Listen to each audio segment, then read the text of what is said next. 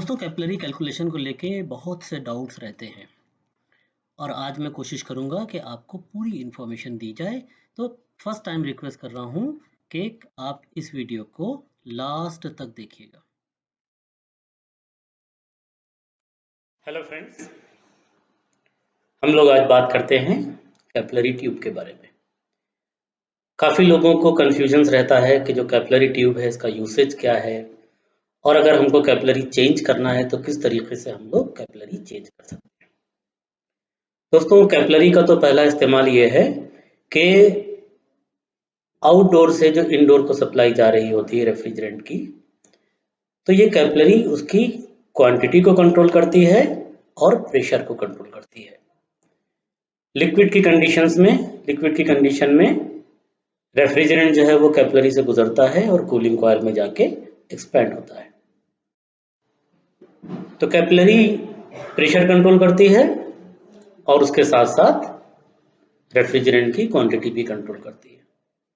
एक certain quantity में ही refrigerant cooling coil में या अगर रेफ्रिजरेटर है तो फ्रीजर में जाके बॉयल होता है। हम नहीं चाहते कि ये क्वांटिटी बाहर जाके बॉयल हो या जल्दी बॉयल हो जाए। तो अब ये मान लीजिए कि एक एयर कंडीशनर में 800 ग्राम रेफ्रिजरेंट चार्ज है, तो कुछ सर्टेन क्वांटिटी 150 ग्राम या 250 ग्राम या 200 ग्राम इनफ है, ज़रूरत है कि हम कूलिंग कॉइल में जाके उसको बॉयल करें। और हम ये नहीं चाहते कि कूलिंग कॉइल से आगे जाके बॉयल हो या पहले बॉयल हो जाए। तो कैपिलरी इसी का डिसीजन लेती है।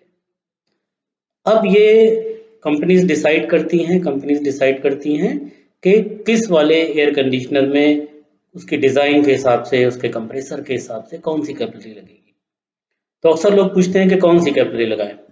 जो कंपनी ने पहले से प्लान करके डिज़ाइन करके कैपिलरी लगाई है, आपको वही कैपिलरी इस्तेमाल करना है।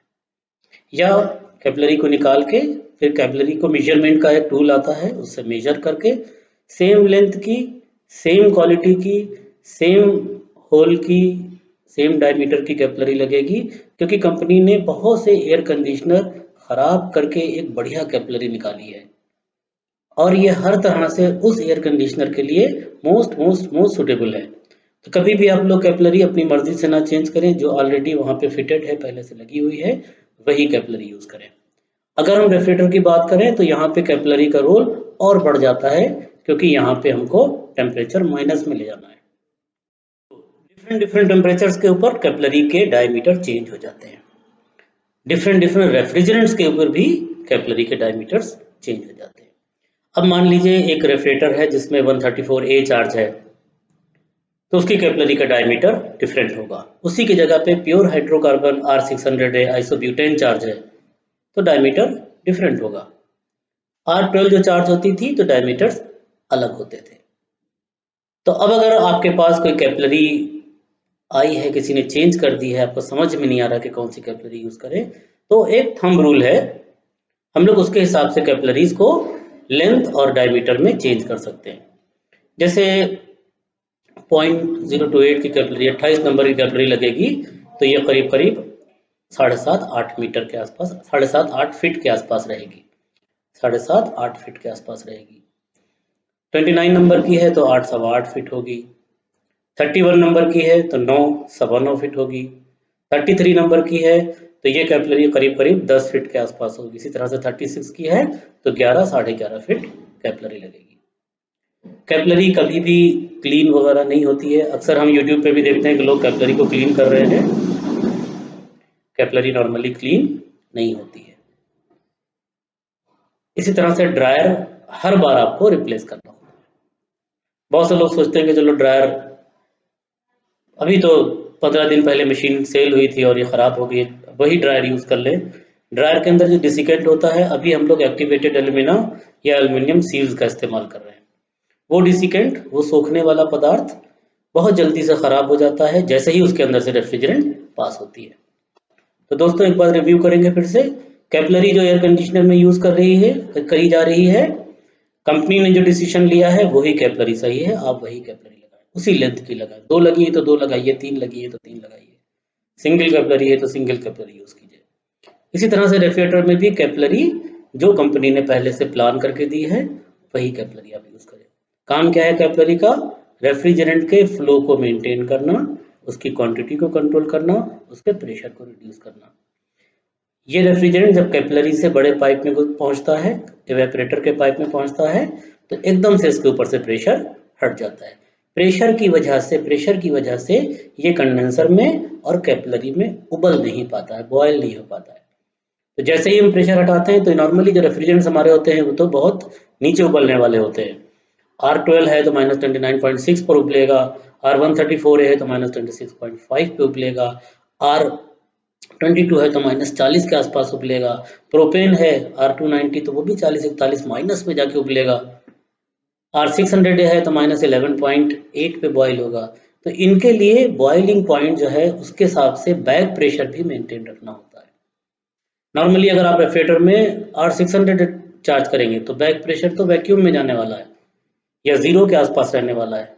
तो जो लोग बैक प्रेशर देखकर रेफ्रिजरेंट चार्ज कर रहे हैं तो वो कभी भी चार्जिंग आप ये नहीं कह सकते कि परफेक्ट है। इसलिए हमेशा तौल के चार्ज कीजिए। और अभी रेफ्रिजरेटर्स में जहाँ 600 है या मिक्सचर चार्ज हो रहा है वहाँ पे क्वांटिटी बहुत कम है, 33 ग्राम है, 27 ग्राम है, 32 ग्राम है, तो आप इतना एक्यूरेटली बिना तोले चार्ज नहीं कर सकते। तो कैपिलरी का यूसेज रेफ्रिजरेंट की क्वांटिटी, रेफ्रिजरेंट के फ्लो को कंट्रोल करना है। Thank you friends. दोस्तों आज हम लोग कैपिलरी के बारे में बात कर रहे हैं और काफ़ी दिनों से लोगों की डिमांड आ रही थी। लोग मैसेज करते थे कि सर कैपिलरी का कैलकुलेशन कैसे करें, कैसे पता लगेगा कि ये कैपिलरी लगी हुई है, मेरे पास नहीं अवेलेबल है, मैं दूसरी कैपिलरी लगाना चाहता हूँ, तो कैसे उसके साइज़ का, लेंथ का पता लगेगा। तो बहुत ढूंढ के हमने आपके लिए ये एक चार्ट निकाला है जो कैपिलरी की कंडीशंस को बताता है हमें। तो यहाँ पे 2 पॉइंट्स हैं, देखिए चार्ट में, एक ये हॉरिजॉन्टल लाइन है और ये वर्टिकल लाइन है। कुछ नंबर कैपिलरी के वर्टिकली लिखे हैं, कुछ हमारे हॉरिजॉन्टली लिखे हुए हैं। अब हम एक एयर कंडीशनर रिपेयर करने जा रहे हैं जिसमें 60 नंबर की कैपिलरी लगी है, लेकिन मेरे पास 55 नंबर की कैपिलरी अवेलेबल है। तो आप इस चार्ट में जाएंगे, दोनों लाइनों को मिलाएंगे और यहाँ पे एक मल्टीप्लायर आ जाएगा।